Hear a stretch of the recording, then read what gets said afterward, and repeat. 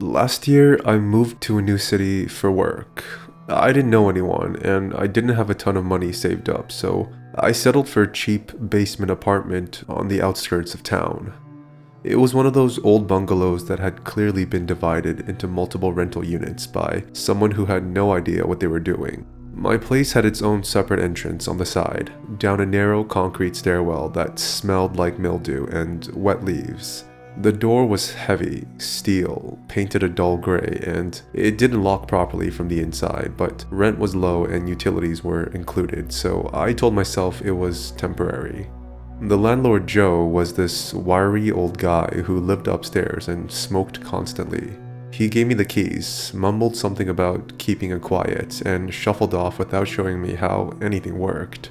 No welcome tour, no lease, just if it leaks, call me, otherwise don't bother. The apartment itself was fine. One bedroom, tiny kitchen, low ceilings. The windows were these horizontal ground level slits you get in basements, barely enough to let light in. It always felt like it was dusk, even at noon. I work remotely, so I spent a lot of time down there. Too much time. After a few days, I started to notice little things. At first, it was just noises, footsteps above me late at night, heavy ones, pacing. I assumed it was the landlord, maybe a tenant in another unit, but they always came at weird hours, like 2 or 3 in the morning. Sometimes it sounded like furniture dragging, other times like scratching, always above my bedroom. The first time I asked Joe about it, he just blinked at me like he didn't understand the question.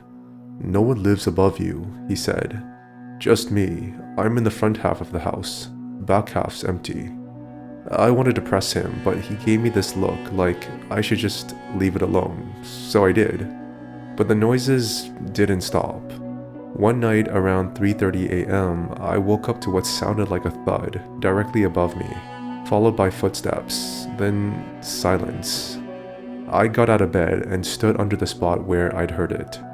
That's when I noticed something I hadn't before. In the ceiling tile directly above my head, there was this small, circular stain, brownish red, like something had leaked through long ago. The next morning, I grabbed a chair and pushed it under the stain. The tiles were those old foam ones that lift out easily. I reached up, nudged it aside, and immediately gagged. The smell hit me first, like rotting meat and chemicals. Inside the ceiling was a plastic bag, taped shut. Something wet and dark had seeped through the corner. I didn't open it, I couldn't. I shoved the towel back in place and went straight upstairs to Joe's door. No answer. I knocked again, nothing. Finally, I left a note. "There's something leaking in my ceiling. Call me." That night, I slept on the couch, away from the stain. Around 2 a.m., I woke up. The footsteps were back, except this time, they weren't upstairs. They were in the hallway, my hallway. I sat up slowly, heart racing. There were no lights on, but I could see a faint glow under the gap in the door that led to the back storage room I never used. Then the doorknob turned. Not fast, slowly, like someone was testing it. I grabbed the closest thing I could find, my laptop, and tiptoed toward the kitchen, where I had a drawer with a box cutter. I didn't breathe. I didn't blink.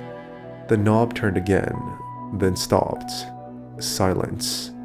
Then a knock. 3 slow, deliberate knocks. I didn't move. I just waited. Eventually, whoever it was, or whatever it was, stopped.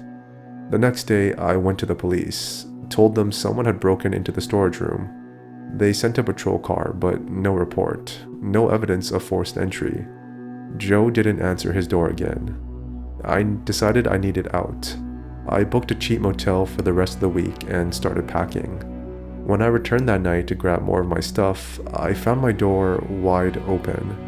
Nothing had been stolen, nothing disturbed, except one thing. In the middle of the living room floor was the ceiling tile I had moved. Just the tile. And next to it, the bag, untaped. Empty. I drove straight to the motel and couldn't sleep. The next morning, I went back one last time with a friend and filed a formal complaint. But when we knocked on Joe's door, a woman answered, younger. She said she'd just bought the house from an estate sale. She was moving in that week. I asked her about Joe. She looked confused. You mean the guy who lived here before? He died in March. Heart attack, I think. It was May. I had been paying rent in cash, leaving it in the mailbox like he asked.